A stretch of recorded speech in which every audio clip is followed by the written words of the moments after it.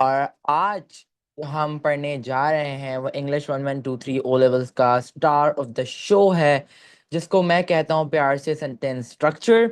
और बहुत ज़बरदस्त टॉपिक है। ठीक है, ये वो मार्क्स गेनिंग टॉपिक है जो आपको इंग्लिश 1123 में ए स्टार दिलवाता है। और most of the kids usually usually जो खुद इंग्लिश पढ़ रहे होते हैं उनको लगता है कि वो खुद इंग्लिश पढ़ के ए स्टार ले लेंगे, वो इसको इम्पोर्टेंस नहीं देते।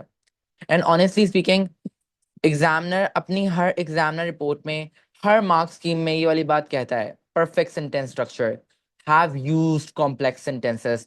ठीक है, तो ये वाली बात बहुत इंपॉर्टेंट है। Sentence structure star of the show है। ठीक है, अगर आप इसको अच्छे से पढ़ लेते हैं और अपनी राइटिंग्स में इसको अच्छे से इस्तेमाल करते हैं, so nobody can stop you from getting a good grade in your writings at least. ठीक है, बिस्मिल्लाहिर्रहमानिर्रहीम, स्टार्ट करते हैं। हमारे पास पहले तो मैं आपको बताऊं कि हमारे पास इसका जो मार्क्स की डिवीजन होती है वो क्या होती है। समरी के अंदर जो हमारे पास सेंटेंस स्ट्रक्चर के मार्क्स होते हैं, जब आपको 20 मार्क की जब समरी लिख रहे होते हैं, पार्ट ए जो आप कर रहे होते हैं समरी का, उसके अंदर 2 मार्क होते हैं। सेंटेंस स्ट्रक्चर मार्क्स होते हैं, 2 मार्क्स। सिमिलरली हमारे पास जो डायरेक्टेड राइटिंग होती है, डायरेक्टेड राइटिंग मतलब letter, report, email, articles, just के अंदर हमारे पास जो होते हैं वो 3 मार्क होते हैं। कितने मार्क्स होते हैं? 3 मार्क्स होते हैं। एग्जामिनर आपसे एक्सपेक्ट करता है कि आपको अपनी डायरेक्टेड राइटिंग के अंदर आपने सेंटेंस स्ट्रक्चर प्रॉपर यूज किया हो। ठीक है, सिमिलरली कॉम्पोजिशन के अंदर, कॉम्पोजिशन क्या है हमारे पास? नरेटिव और डिस्क्रिप्टिव। उसके अंदर भी आपके पास 3 मार्क होते हैं। तो टोटल आपके पास कितने मार्क्स हो गए? 8 मार्क्स हो गए। टोटल कितने मार्क्स हो गए? 8 मार्क्स हो गए सेंटेंस स्ट्रक्चर के। अब आपको लग रहा होगा यार 8 मार्क्स हैं, we can lose it. No bro, अगर आप 8 मार्क्स लूज करेंगे तो इवेंचुअली इवेंचुअली आप 92 पर आ जाएंगे, और 92 में से फिर आपका ग्रेड बनेगा। और ऑनेस्टली स्पीकिंग, इंग्लिश के अंदर 100 आउट ऑफ 100 भी मिलते हैं। डिस्टिंक्शन वाला पेपर 100 आउट ऑफ 100 वाला भी होता है, 50 आउट ऑफ 50 वाला भी होता है, P1 और P2 50 आउट ऑफ 50 वाले भी होते हैं। तो we need to know that कि हमारे पास एक एक मार्क्स बहुत ज्यादा इंपॉर्टेंट होता है। It can lead you from an A star to a C और अ डी और अ बी। सो हमें हर चीज माइन्यूट डिटेल्स के ऊपर वर्क करना होगा, and I will be with you guys along इंशाल्लाह इंशाल्लाह इन दिस जर्नी। साथ में मिलकर हार्ड वर्क करेंगे और अच्छे मार्क्स गेन करेंगे। मूविंग ऑन, सेंटेंस स्ट्रक्चर के टोटल कितने मार्क्स हो गए? 8 मार्क्स हो गए। ठीक है, एग्जामिनर अपनी एग्जामिनर रिपोर्ट में कहता है कि मैं लेवल 5 वाले मार्क्स, ठीक है, ए स्टार वाले लेवल के मार्क्स जब देता हूं जब मैं वेरिएशन इन सेंटेंसेस देखता हूं।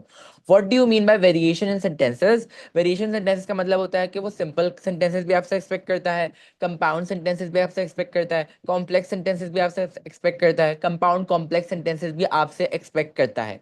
तो हमें डिफरेंट टाइप ऑफ सेंटेंसेस डालना लाजमी लाजमी लाजमी है, ताकि हम एक अच्छा ए स्टार वाला पेपर करके आ सकें वेरिएशन इन सेंटेंसेस के लिए। अच्छा जी, अब आते हैं हमारे पास मेजरली मेजरली कि हमारे पास सेंटेंस एग्जैक्टली होता क्या है।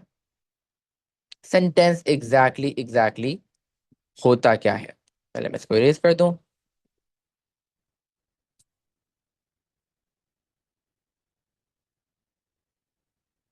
ठीक है, हमारे पास सेंटेंस मिलके बनता है 2 चीजों से। ठीक है, सेंटेंस मिलके बनता है 2 चीजों से। 2 चीजें क्या है हमारे पास? सब्जेक्ट और वर्ब। सब्जेक्ट और वर्ब। हमारे पास सेंटेंस मिलके बनता है 2 चीजों से, उसमें होता है सब्जेक्ट आता है और वर्ब आता है। सब्जेक्ट क्या होता है? हमारे पास 2 चीजें होती हैं। सब्जेक्ट होता है हमारे पास नाउन एंड प्रोनाउन। नाउन होता है और प्रोनाउन होता है। Noun is anything that you can name. Noun is anything that you can name, a pencil, an iPad, a laptop, a fan, anything that you can name, ठीक है, is called a noun. सही है, जैसे name place animal thing लिखते हैं, Ali, cat, Pakistan. सही है, very basic that we have played in our like school times. सही है, तो ये हो गया आपके पास नाउन। अब प्रोनाउन एग्जैक्टली क्या होता है? जो कि नाउन को रिप्लेस कर दे। सही है, जिसमें आता है हमारे पास he, she, it, I, you, we, they. ठीक है, तो हमारे पास टोटल कितने सब्जेक्ट्स के अंदर कौन सी 2 चीजें आ गई? Noun and pronoun. याद रखिएगा, सब्जेक्ट 2 चीजों से मिलकर बनता है, नाउन से और प्रोनाउन से। ठीक है, noun is anything that you can name, और वो चीज जो नाउन को रिप्लेस कर दे वो प्रोनाउन कहलाती है। ठीक है, that is noun, that is pronoun. ठीक है, अब आते हैं हमारे पास वर्ब के ऊपर। वर्ब हमारे पास दो होते हैं, जैसे हमारे पास सब्जेक्ट दो हैं, वैसे ही वर्ब भी हमारे पास दो होते हैं। एक होता है हमारे पास एक्शन वर्ड, ठीक है, क्या होता है वर्ड, और दूसरा होता है हमारे पास हेल्पिंग वर्ड, ठीक है। दूसरा क्या होता है हमारे पास, हेल्पिंग, ठीक है। एक्शन वर्ड के अंदर फॉर एग्जांपल हमारे पास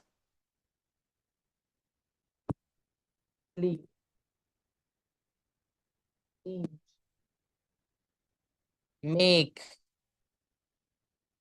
सही है,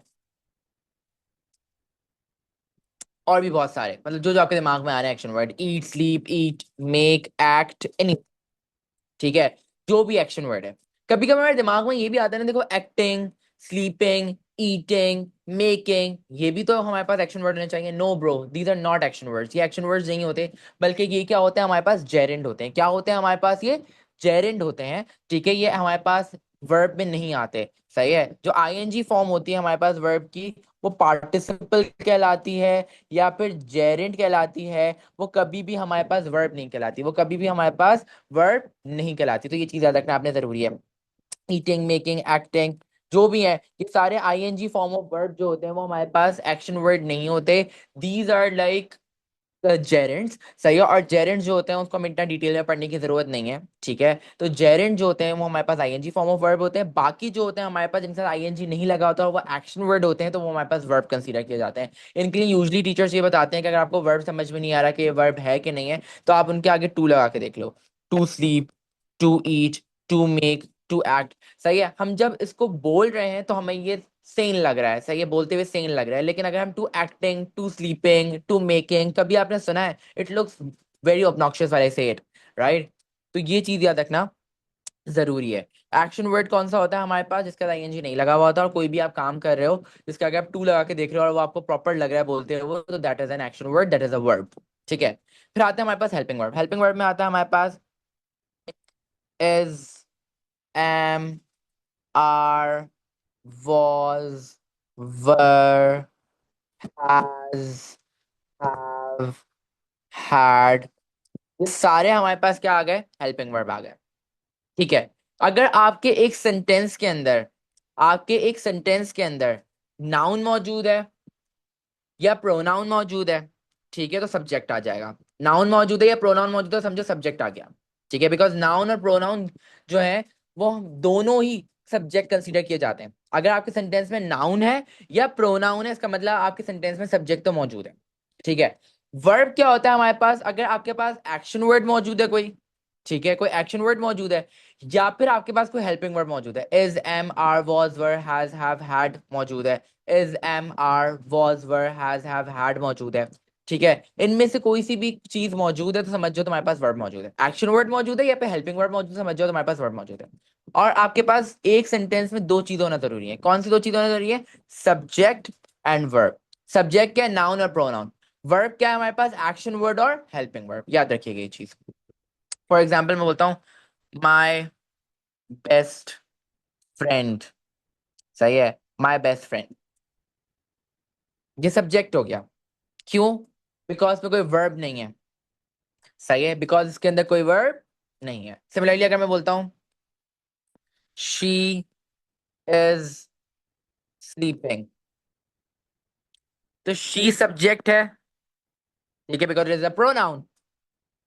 इज वर्ब है, स्लीपिंग वर्ब नहीं है bro, sleeping is a gerund, याद रखिएगा ये चीज। इज क्या है हमारे पास, वर्ब है, याद रखिएगा। क्लियर है वाली बात। डांस्ड ऑन द फ्लोर, तो इसके अंदर क्या है, इसमें वर्ब मौजूद है लेकिन इसमें सब्जेक्ट मौजूद नहीं है। इसमें सब्जेक्ट मौजूद है लेकिन इसमें वर्ब मौजूद नहीं है। इसमें देखें हमारे पास दोनों चीजें मौजूद हैं, सब्जेक्ट भी मौजूद है और वर्ब भी मौजूद है। For example he acts, he eats a cake, ठीक है। तो इसके अंदर क्या सब्जेक्ट हो गया, ही सब्जेक्ट हो गया, एक्ट, टू एक्ट वर्ब हो गया, सब्जेक्ट भी मौजूद है वर्ब भी मौजूद है, कंप्लीट सेंटेंस। सिमिलरली ही सब्जेक्ट हो गया, to eat is a verb, उसमें सब्जेक्ट भी मौजूद है वर्ब भी मौजूद है, तो it is a complete sentence, ठीक है। ये हो गया हमारे पास सिंपल सेंटेंस। सिंपल सेंटेंस किससे मिलके बनता है? सब्जेक्ट और वर्ब से मिलके बनता है। इसको हम इंडिपेंडेंट क्लॉज भी कहते हैं। अभी मैं अभी ही बता दूं ताकि आगे चल के आपको मसला। क्लॉज क्या कहते हैं इसको? Independent clause. क्यों कहते हैं इंडिपेंडेंट क्लॉज? बिकॉज में सब्जेक्ट भी मौजूद है, वर्ब भी मौजूद है, इंडिपेंडेंट है, इसको किसी की जरूरत नहीं है। ठीक है, इंडिपेंडेंट वो बंदा होता है जो कि अपना अपने ऊपर चल सकता है। तो वैसे ये इंडिपेंडेंट क्लॉज है, इसमें सब्जेक्ट भी मौजूद है, वर्ब भी मौजूद है, इसकी कंप्लीट आइडिया है, इसको किसी और की जरूरत नहीं है। ठीक है, तो ये चीजें रखना जरूरी है। एक कंप्लीट सेंटेंस, सिंपल सेंटेंस को हम इंडिपेंडेंट क्लॉज भी कहते हैं। ठीक है, याद रखिएगा ये चीज। सिंपल सेंटेंस बहुत रेयरली इस्तेमाल किए जाते हैं हमारे पास इंग्लिश 1 1 2 3 के अंदर। यूजली नरेटिव्स के अंदर कहीं आपको आपको कोई बहुत ज्यादा टेंस सिनेरियो दिखाना है, कोई डायलॉग है, तो उसके अंदर हम सिंपल सेंटेंस यूज करते हैं। यूजली हमारे पास जो मेजर मेजर होते हैं वो होते हैं हमारे पास compound sentences, complex sentences and compound complex sentences. ठीक है, अब मैं आपको बताता हूँ एग्जैक्टली सीन क्या है। इस पर रेस करते हैं। अब आते हैं नेक्स्ट चीज के ऊपर। नेक्स्ट चीज क्या है हमारे पास कि कंपाउंड सेंटेंस क्या होता है? कंपाउंड सेंटेंस क्या होता है? कंपाउंड सेंटेंस ये होता है दोस्तों कि हमारे पास सब्जेक्ट और वर्ब हो, मतलब कंप्लीट सेंटेंस हो। सब्जेक्ट और वर्ब हो मतलब हमारे पास एक कंप्लीट सेंटेंस हो। दो कंप्लीट सेंटेंसेस जोड़ने के लिए और भी बहुत सारे में पंक्चुएशन, सेमीकोलन भी है और फुल स्टॉप्स भी हैं। सही है, कॉमास नहीं है, कॉमा से कभी दो कंप्लीट सेंटेंसेस नहीं जोड़ना, इट इज रॉन्ग। ठीक है, सब्जेक्ट और वर्ब दो कंप्लीट सेंटेंसेस हैं, उनको जोड़ रहे हैं। अगर हम उनको जोड़ रहे हैं कंजंक्शन से, और वो कंजंक्शन कौन से हैं हमारे पास? Fan boys. कौन से हैं? Fan boys. कंपाउंड सेंटेंसेस में सिर्फ और सिर्फ, जिंदगी में याद रखना, कंपाउंड सेंटेंसेस में सिर्फ कंजंक्शन जो इस्तेमाल किए जाते हैं वो फैन बॉयज इस्तेमाल किए जाते हैं। कौन से इस्तेमाल किए जाते हैं? Fan boys. For, and, nor, but, or, yet, so. For, and, nor, but, or, yet, so, ये हमारे पास कंजंक्शंस हैं फैन बॉयज, इसको हम कोऑर्डिनेटिंग कंजंक्शंस भी कहते हैं। याद रखना जरूरी नहीं है नाम, कोऑर्डिनेटिंग, सबऑर्डिनेटिंग, बट ये याद रखो कि फैन बॉयज ही सिर्फ इस्तेमाल किए जाते हैं कहां पर? कंपाउंड सेंटेंसेस में। दो कंप्लीट सेंटेंसेस हैं और उनके बीच में फैन बॉयज लगा हुआ है। ठीक है, फॉर एग्जाम्पल एंड। याद रखना, जिंदगी में याद रखना, अगर दो कंप्लीट सेंटेंसेस हैं और बीच में फैन बॉयज मौजूद है तो उससे पहले कॉमा लगाना लाजमी लाजमी लाजमी है। मत भूलना ये चीज। क्यों? बिकॉज अगर कॉमा लगाना भूल जाओगे तो सेंटेंस स्ट्रक्चर के भी मार्क्स नहीं मिलेंगे, मोर ओवर पंचुएशन के भी मार्क्स कटेंगे। तो we need to be like really vigilant about it. याद रखिएगा ये चीज। ठीक है, दो कंप्लीट सेंटेंसेस हैं और उसको मैंने जोड़ा हुआ विद फैन बॉयज, और फैन बॉयज से पहले कॉमा लगाना लाजमी। That is a compound sentence. अब इसकी कुछ एग्जांपल्स देखते हैं। फैन बॉयज क्या है? For, and, nor, but, or, yet, सो। याद रखिएगा आपको, याद रखिएगा ये चीज। आइए दिखाते हैं आपको कुछ एग्जांपल्स। ये रही। ही is the subject, was is a verb. मैंने बताया था हेल्पिंग वर्ब भी वर्ब कंसीडर किए जाते हैं सिमिलरली। तो एक कंप्लीट सेंटेंस हो गया। He is the subject, to went or to go is a verb. ठीक है, दो कंप्लीट सेंटेंसेस हैं और फैन बॉयज में से for, and, nor, but, or, yet, so में से फॉर लगा हुआ है और फॉर से पहले कॉमा है। तो ये कौन सा सेंटेंस हो गया हमारे पास? कंपाउंड सेंटेंस हो। सिमिलरली देखें, I is the subject, to cook is a verb. He is the subject, to wash is a verb. दो कंप्लीट सेंटेंसेस हैं और उनके बीच में फैन बॉयज में से क्या लगा हुआ है हमारे पास? एंड लगा हुआ है, एंड से पहले कॉमा भी मौजूद है। तो ये हमारे पास कौन सा सेंटेंस हो गया? कंपाउंड सेंटेंस हो गया। Similarly look here, Jane is the subject, to has is a verb, helping verb, Jill is a subject, has is a verb, helping verb। दो कंप्लीट सेंटेंसेस हैं और इनके बीच में फैन बॉयज में से for, and, nor, but, or, yet, so में से क्या लगा हुआ है? बट लगा हुआ है, बट से पहले कॉमा भी मौजूद है। तो ये कौन सा सेंटेंस हो गया हमारे पास? कंपाउंड सेंटेंस हो गया। याद रखिएगा ये चीज। तो होता क्या है एग्जैक्टली दो कंप्लीट सेंटेंसेस होते हैं, subject plus verb, subject plus verb, और उनके बीच में उनको जोड़ा हुआ होता है with a fan boy, for, and, nor, but, or, yet, so में से कोई सा एक कंजंक्शन, और कंजंक्शन से पहले कॉमा लगाना लाजमी। That is a compound sentence, that's it. इतना याद रखना है, याद रहेगा। अब आते हैं जरा दूसरे सेंटेंस स्ट्रक्चर की तरफ, जिसको मैं प्यार से कहता हूं कॉम्प्लेक्स सेंटेंस। ये थोड़ा सा ट्रिकी है बट बहुत फन है ये। ठीक है, मजा आएगा मैं पढ़ने में। ओके, कॉम्प्लेक्स सेंटेंस एग्जैक्टली होता क्या है दोस्तों? कॉम्प्लेक्स सेंटेंस हमारे पास वो सेंटेंस होता है जिसके अंदर एक इंडिपेंडेंट क्लॉज होता है और एक डिपेंडेंट क्लॉज होता है। इंडिपेंडेंट क्लॉज मैंने आप लोग को पहले ही बता दिया था कि हमारे पास एक कंप्लीट सेंटेंस जिसमें सब्जेक्ट और वर्ब दोनों मौजूद है, वो इंडिपेंडेंट क्लॉज होता है। डिपेंडेंट क्लॉज क्या होता है? अब डिपेंडेंट क्लॉज जो कि कंप्लीट आइडिया नहीं है, कंप्लीट बात नहीं है, उसका सिर्फ एक हिंट याद रख लो सेंटेंस स्ट्रक्चर के हिसाब से। सेंटेंस स्ट्रक्चर के हिसाब से डिपेंडेंट क्लॉज का एक हिंट याद रख लो, उसको फ्रेगमेंट भी कहते हैं वैसे, लेकिन एक हिंट याद रख लो कि वो जो क्लॉज है ना, वो वाला जो सेंटेंस है, वो क्लॉज मतलब सेंटेंस जो है, वो हमेशा कंजंक्शन से स्टार्ट होगा। किससे स्टार्ट होगा? वो हमेशा कंजंक्शन से स्टार्ट होगा। कंजंक्शन फैन बॉयज नहीं हो सकते, क्योंकि फैन बॉयज सिर्फ कंपाउंड में लगते हैं। फैन बॉयज सिर्फ कहाँ लगते हैं? कंपाउंड में लगते हैं। डिपेंडेंट क्लॉज का हिंट क्या है? कि हमारे पास वो क्लॉज और वो सेंटेंस कंजंक्शन से स्टार्ट होगा, और कंजंक्शन फैन बॉयज नहीं हो सकते। कंजंक्शन फैन बॉयज नहीं हो सकते बिकॉज ही वॉज लेट। ये कंप्लीट आइडिया नहीं है, बिकॉज सेंटेंस किससे स्टार्ट हो रहा है हमारे पास? कंजंक्शन से, और कंजंक्शन फैन बॉयज नहीं है। It is a dependent clause. It is a dependent clause. For example, until you return। until you return किससे स्टार्ट हो रहा है? कंजंक्शन से, और कंजंक्शन फैन बॉयज नहीं है। किससे स्टार्ट हो रहा है? कंजंक्शन से, और कंजंक्शन फैन बॉयज नहीं है। ये चीज याद रखिएगा, ये चीज याद रखना जरूरी है। तो ये कौन सा क्लॉज हो गया हमारे पास? ये कौन सा क्लॉज हो गया हमारे पास? डिपेंडेंट क्लॉज हो गया। याद रखिएगा ये चीज, ठीक है। और एक कॉम्प्लेक्स सेंटेंस को बनाने के लिए एक इंडिपेंडेंट क्लॉज चाहिए होता है और एक डिपेंडेंट क्लॉज चाहिए होता है। एक इंडिपेंडेंट क्लॉज चाहिए होता है और एक डिपेंडेंट क्लॉज चाहिए होता है। ठीक है, एक से ज्यादा भी लग सकते हैं, बट यूजुअली हमारे पास एक इंडिपेंडेंट क्लॉज और एक डिपेंडेंट क्लॉज चाहिए होता है। ठीक है, कॉम्प्लेक्स सेंटेंस बनाने के लिए इसे कुछ एग्जांपल्स मैं आपको दिखाता हूँ। अब देखो, अभी आइडेंटिफाई करते हैं कि हमारे पास डिपेंडेंट क्लॉज कौन सा है और इंडिपेंडेंट क्लॉज कौन सा है। I is a subject, to stay is a verb. Complete sentence है, कंजंक्शन से स्टार्ट तो नहीं हो रहा, तो ये कौन सा क्लॉज हो गया हमारे पास? Independent clause. कौन सा क्लॉज हो गया दोस्तों? Independent clause. सिमिलरली ये देखिए, ये किससे स्टार्ट हो रहा है? ये स्टार्ट हो रहा है हमारे पास कंजंक्शन से, और कंजंक्शन फैन बॉयज नहीं है, तो इसका मतलब ये कौन सा क्लॉज हो गया? Dependent clause. एक इंडिपेंडेंट और दूसरा डिपेंडेंट क्लॉज मिलके क्या बनाते हैं? कॉम्प्लेक्स। कौन सा सेंटेंस बनाते हैं? कॉम्प्लेक्स। सिमिलरली ये देखिए,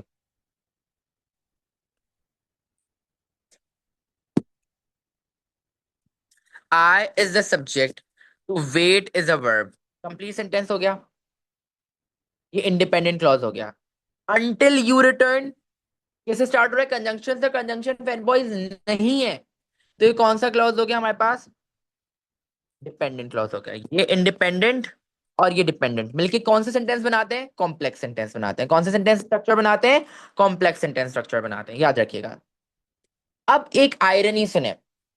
आयरनी ये है, अगर कंजंक्शन, सही है, अगर कंजंक्शन बीच में आ रहा है, कंपाउंड सेंटेंसेस को भूल जाइए, कंपाउंड सेंटेंस को बिल्कुल, फैन बॉयज वाली बात को भूल जाइए, बिकॉज अभी हम कॉम्प्लेक्स डिस्कस कर रहे हैं। ठीक है, तो कॉम्प्लेक्स की बात कर रहा हूं कि हमारे पास फैन बॉयज के अलावा कोई और कंजंक्शन अगर बीच में आ रहा है, तो उससे आगे पीछे ऊपर नीचे कहीं पे भी कोई कॉमा नहीं लगेगा, अगर बीच में आ रहा है।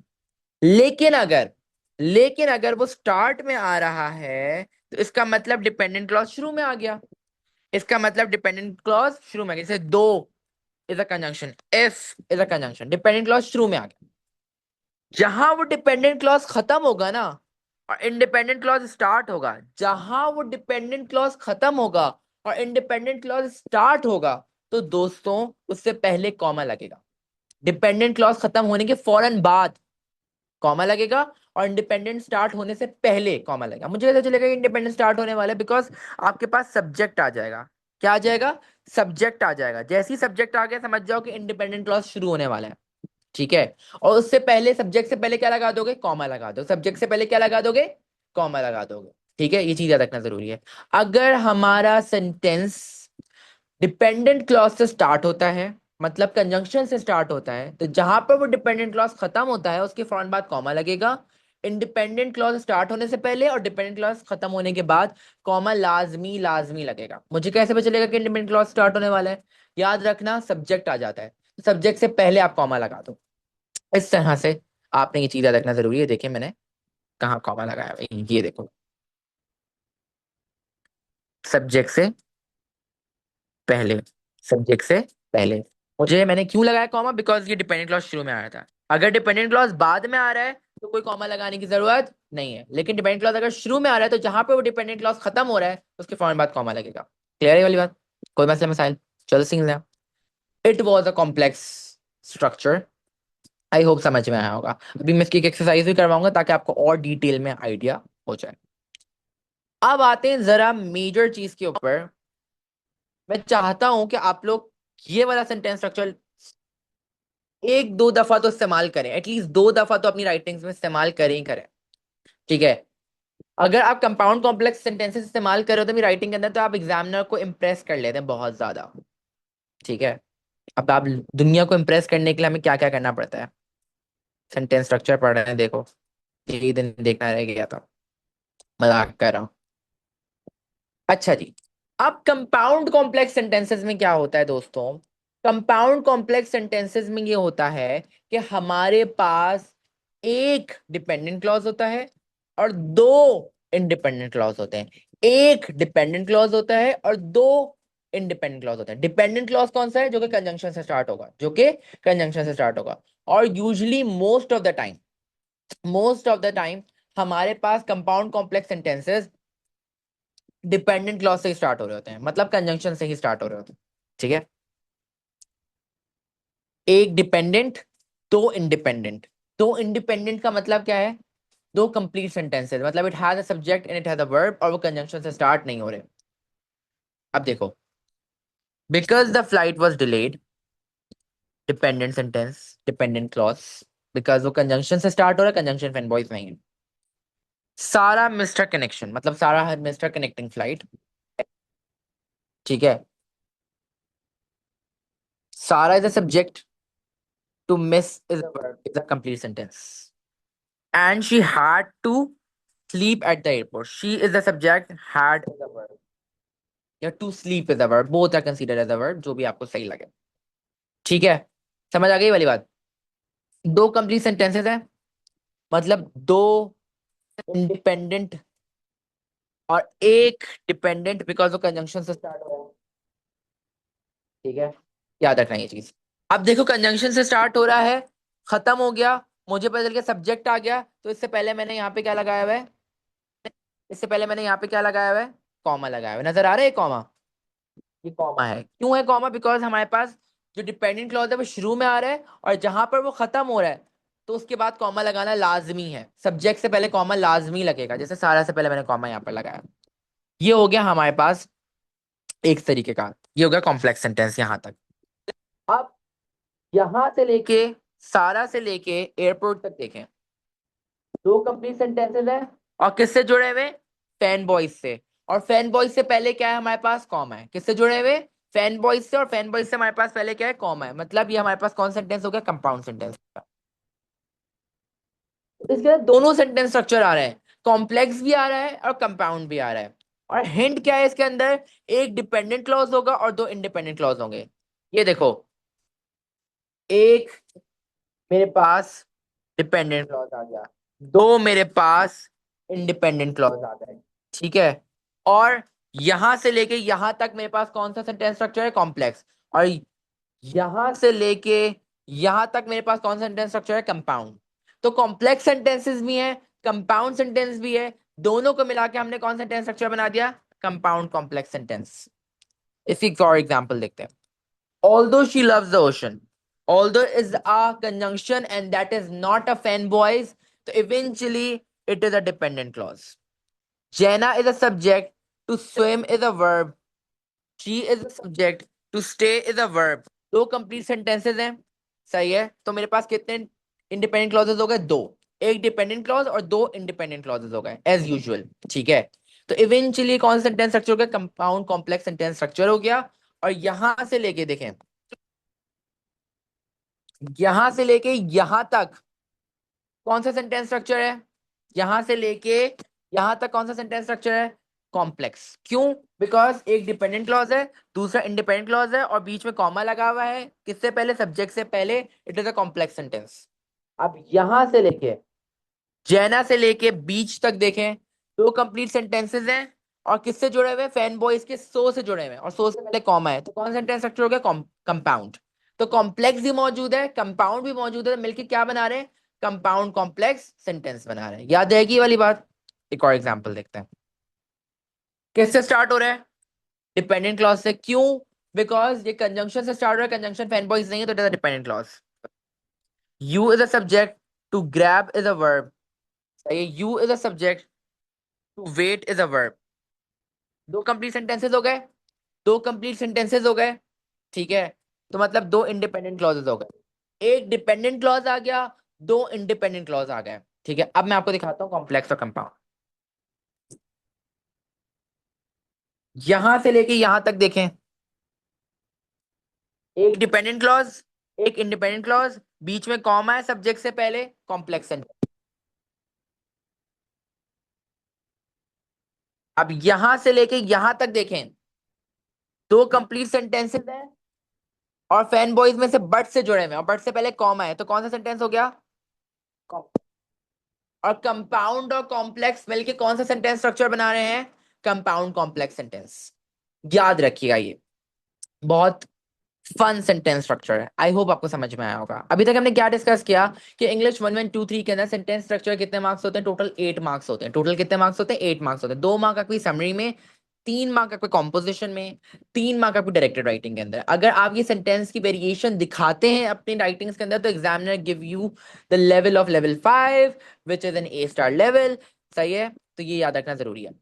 अब ये बताता हूं कि हमारे पास सिंपल सेंटेंस क्या होता है, इसमें सब्जेक्ट और वर्ब हो। सब्जेक्ट क्या होता है हमारे पास? नाउन और प्रोनाउन। वर्ब क्या होता है? एक्शन वर्ड और helping verb. ING form of verb जो होता है वो हमारे पास वर्ब नहीं होते, दे आर जेरेंट। तो ये याद रखना जरूरी है।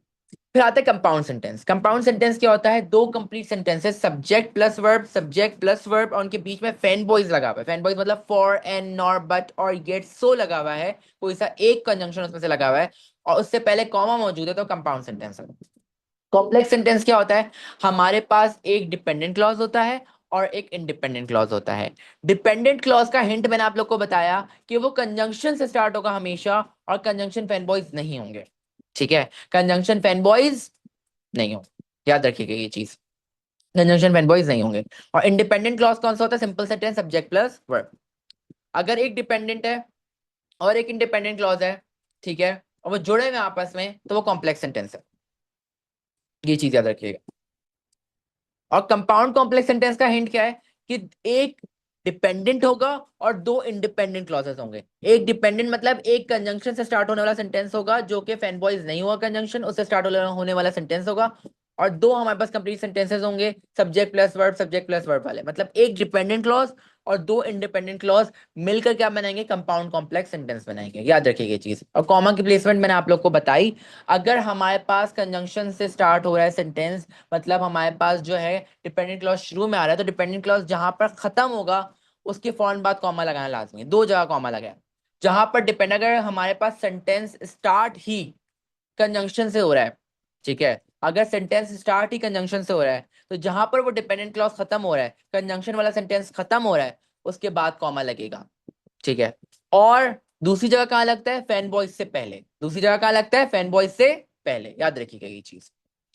ये हो गया आपके पास 3 सेंटेंसेस, कंपाउंड कॉम्प्लेक्स और कंपाउंड कॉम्प्लेक्स सेंटेंसेस। और सिंपल सेंटेंस वही होता है, सब्जेक्ट प्लस वर्ब वाला। अब एक इनकी छोटी सी वर्कशीट है, वो हम जल्दी से निपटाते हैं और फिर हम आगे बढ़ते हैं, ठीक है।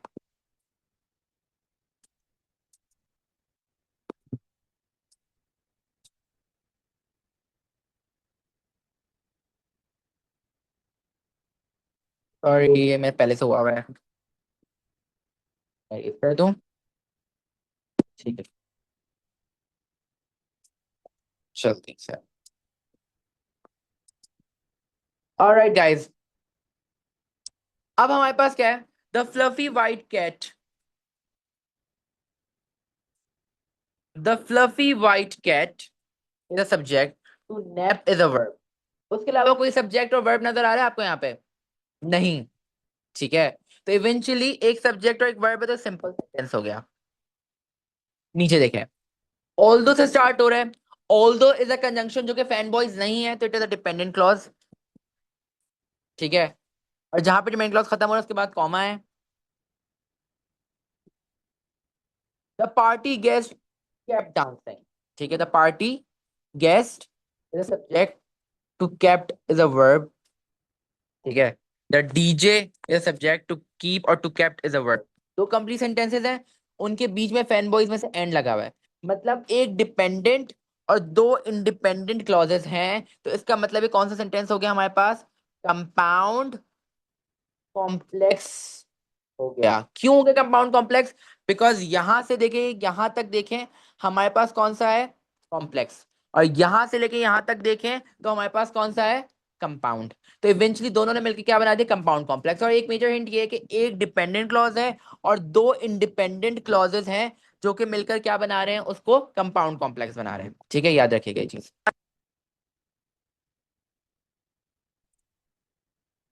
अब आगे देखते हैं।